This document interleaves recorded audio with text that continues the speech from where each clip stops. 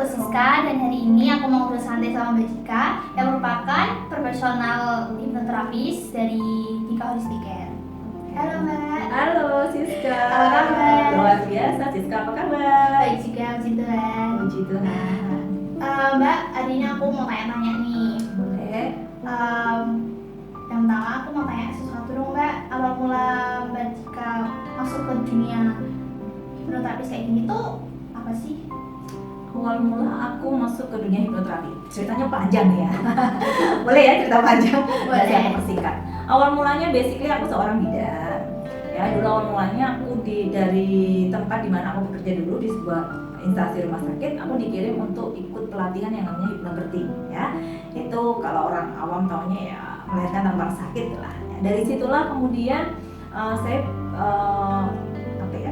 excited, ternyata itu orang melahirkan tuh bisa ya tanpa rasa sakit. Nah, yang paling membuat saya terjun di dunia hipnoterapi itu adalah pengalaman saya pribadi, di mana saya pernah mengalami yang namanya fobia gelap. Ya, dulu itu setiap kali mati lampu itu saya sesak nafas gitu, kayak orang bengek gitu. Tapi buat saya bilang ya, siapa yang tadi fobia gelap itu coba dicek ke orang tuanya, bagaimana dulu proses persalinannya.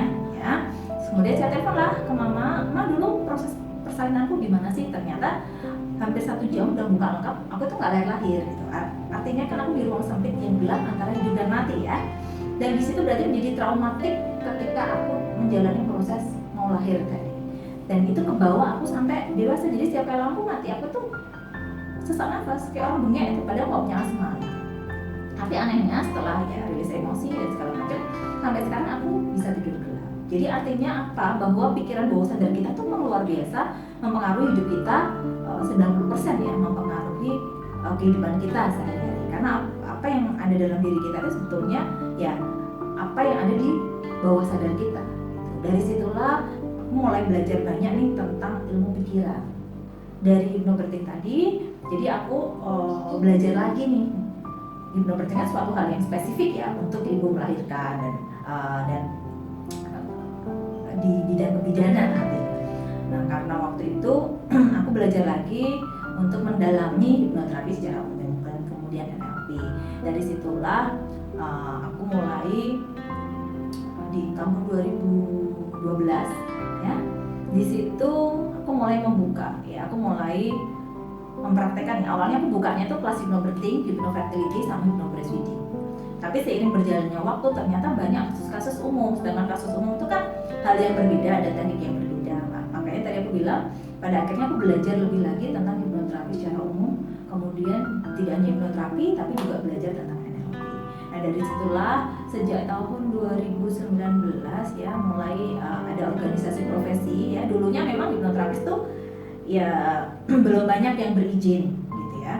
Tapi belakangan ini ya mulai dari tahun 2019 mulai ada penertiban dan semua mulai ada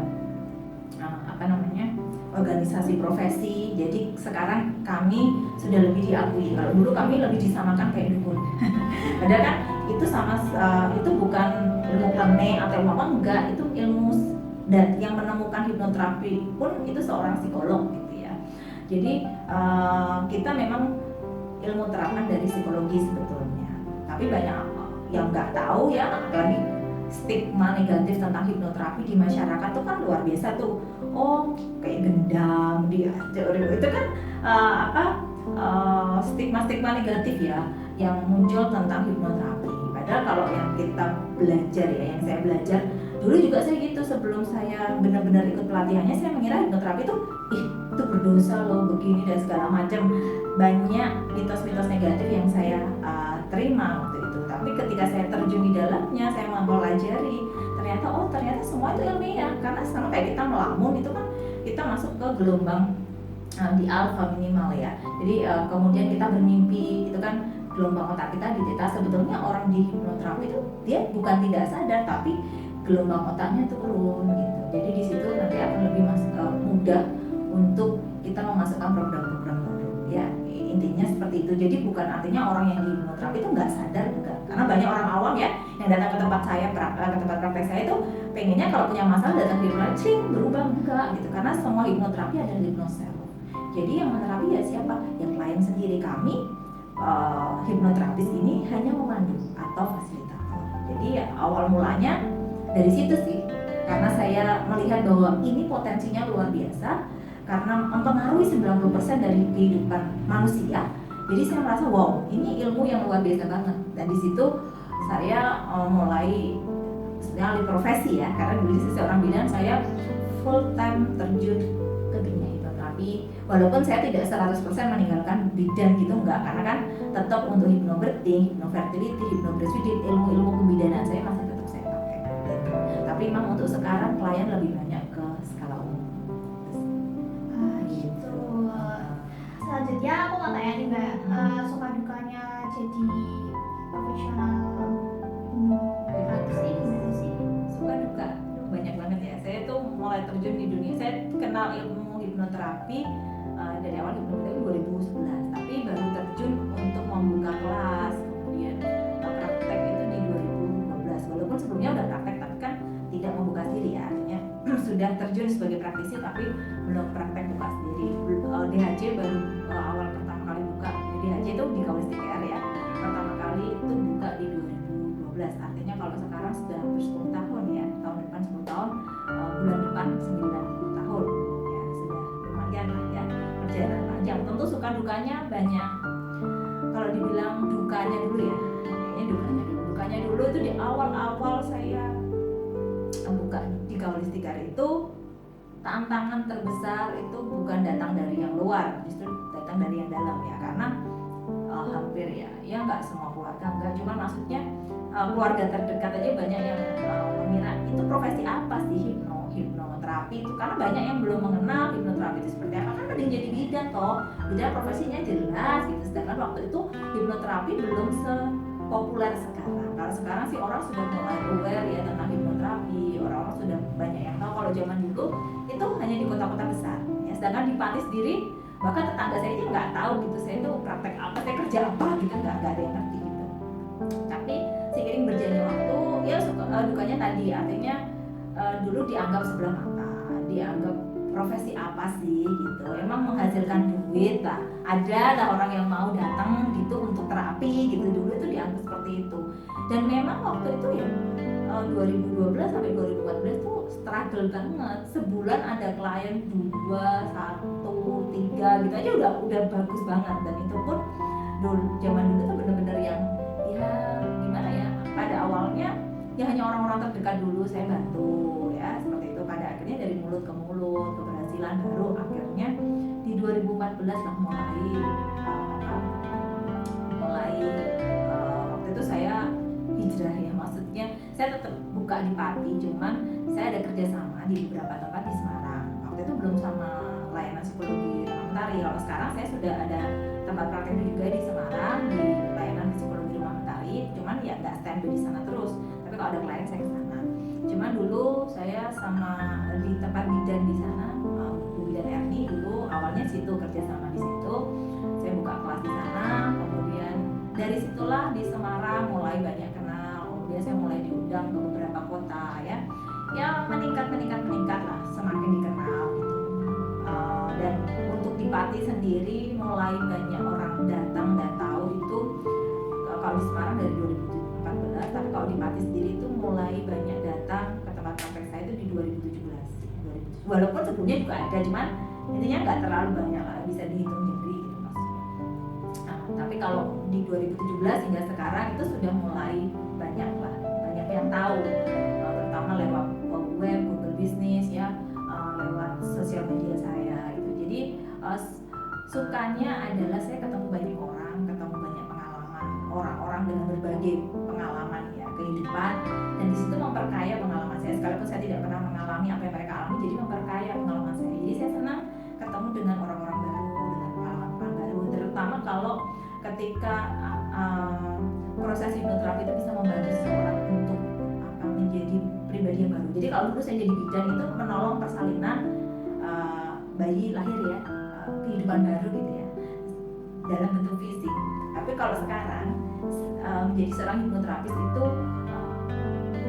hampir sama seperti seorang bidan, tapi membantu seseorang untuk menjadi pribadi yang baru, jiwa yang baru, misalnya yang tadinya punya luka batin jadi pulih, ya, yang misalnya mengalami kecemasan jadi nggak cemas, jadi mengalami kelahiran baru juga sih kalau buat saya seperti itu. Jadi hampir sama kayak seorang bidan, cuma bedanya kita ke psikisnya seseorang, tidak secara fisik gitu sih.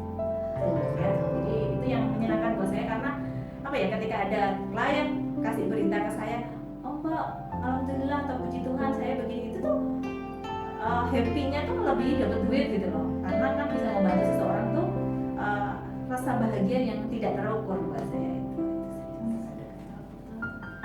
Terus Mbak tadi kan Mbak Dika kan bilang kalau dulunya Mbak Dika tuh cuma beberapa klien aja, sekarang jadi banyak banget. Nah itu cara Mbak Dika buat memperkenalkan DHC itu gimana sih Mbak? Cara buat Mbak Dika Memperkenalkan Iya. logistiknya ke masyarakat ya, Iya. ke awam ya. Memang sih hipnoterapi itu masih banyak ya. Kalau sekarang sih udah oke ya. Nah dulu memang benar-benar orang tuh apa gitu ya. Bagaimana caranya? Yang jelas tidak serta merta. Saya banyak ikut kelas, ya mulai dari kelas belajar branding. Ya yang jelas saya membangun yang namanya personal branding lewat berbagai macam sosial media yang saya punya, lewat website saya. Waktu saya punya web, kalau sekarang web saya memang udah tidak bisa diakses lagi karena kemarin IT saya meninggal karena COVID dan semua data saya di sana. Jadi sekarang saya nggak pakai web lagi, tapi saya pakainya aplikasi dengan IT, karena IT yang lama sudah berulang di awal pandemi kemarin. Jadi website saya masih ada, kalau ngecek itu ada, cuman sudah nggak bisa dibuka.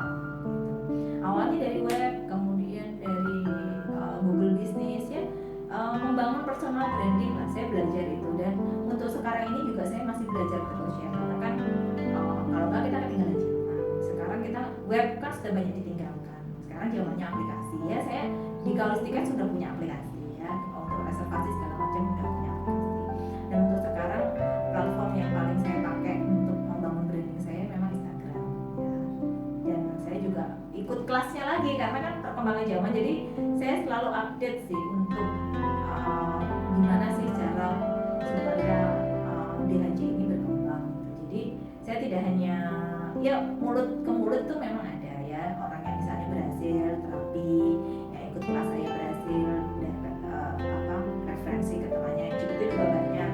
Cuman selain itu juga saya itu tadi bangun personal branding. setelah dengar ceritanya Mbak Dika, emang kayaknya sulit banget ya Mbak sampai di titik ini. Ya, perjuangan sekali ya. Jadi kalau orang bilang ya tidak semudah itu. Kayaknya kalau sekarang orang lihat kalau udah banyak yang kena gitu, dulunya buruk-buruk gitu ya. Bahkan mungkin itu profesi apa gitu. Tapi ya puji Tuhannya bisa terlewati ya, selama kita itu selalu fokus sama tujuan, selama kita punya mimpi yang besar, kita berani bermimpi lah. Karena bagaimana mimpi itu terus itu, kalau mimpi aja kita nggak berani. Karena dari dulu saya punya impian besar. Karena saya ingat banget kata-kata dari coach saya, guru saya waktu itu, kamu belajar hipnoterapi sekarang, percayalah sekitar 10 tahun ke depan ini akan menjadi sesuatu yang dibutuhkan oleh masyarakat. Dan ketika kamu mulainya sekarang, kamu sudah start di awal. Kan banyak orang baru ikut sekarang, tapi kalau ya saya puji Tuhannya saya sudah start dari awal. Jadi dia udah melewati struggle-nya gitu. Karena banyak yang sekarang juga berbondong-bondong ikut pelatihan hipnoterapi dan segala macam, dan puji Tuhannya saya sudah melewati itu, dan sekarang ya tinggal membangun lagi aja sih. Gitu. Ya, itu perjalanan panjang. Hebat. Terima kasih ya Mbak, ini udah mau cerita-cerita dikit tentang Mbak Dika dan juga tentang di Kaulus Tiket. Terima kasih kembali. Semoga bermanfaat. Jadi buat teman-teman yang pengen belajar tentang pemberdayaan pikiran bawah sadar untuk kehidupan yang lebih produktif, sehat jiwa dan raga, boleh dikepoin IG-nya Mbak Dika. Nanti aku bakal taruh linknya di bawah. Silahkan dikepoin dan silahkan dihubungin. Terima kasih.